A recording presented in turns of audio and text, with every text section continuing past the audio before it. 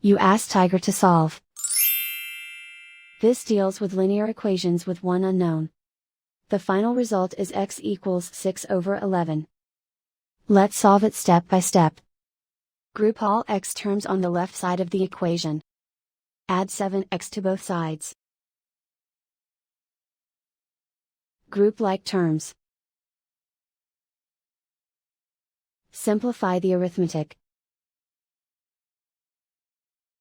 Group like terms.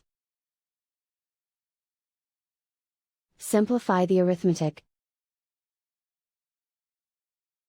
Group all constants on the right side of the equation.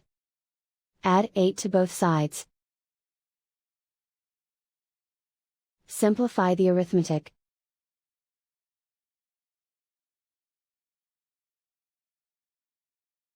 Isolate the x. Divide both sides by 11. Simplify the fraction. And so the final result is x equals 6/11.